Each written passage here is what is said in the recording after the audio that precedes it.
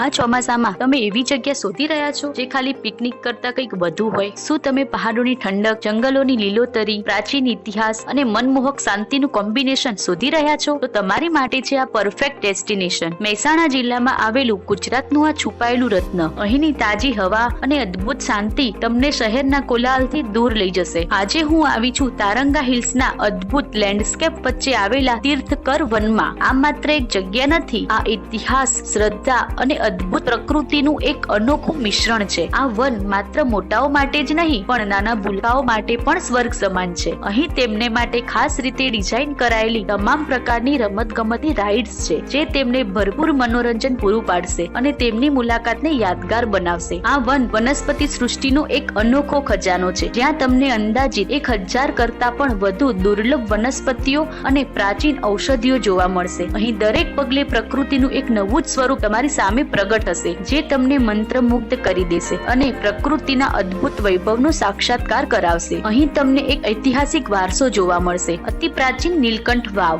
આ વાવ ફક્ત એક જળ સ્ત્રોત નથી પરંતુ તે ઇતિહાસના ઊંડા રહસ્યોને પોતાની અંદર સમાવેલો એક જીવંત પુરાવો છે. તેની ભવ્ય સ્થાપત્ય શૈલી અને વર્ષો જૂની કલાકૃતિઓ તમને ભૂતકાળના ગૌરવશાળી યુગમાં પાછા લઈ જશે. આ ચોમાસાની ઠંડકમાં એકવાર આ વનની જાદુઈ દુનિયામાં ખોવાઈ જાઓ. પ્રકૃતિ, શાંતિ અને ઇતિહાસનો આ અનોખો સંગમ તમને શહેરની બધી ચિંતાઓ ભૂલાવી દેશે. એક યાદગાર અનુભવ માટે તમારા પરિવાર સાથે આ વનની મુલાકાત અવશ્ય લેજો. તમે નેક્સ્ટ પિકનિક માટે ક્યાં જવાના છો? કમેન્ટમાં જરૂરથી જણાવજો.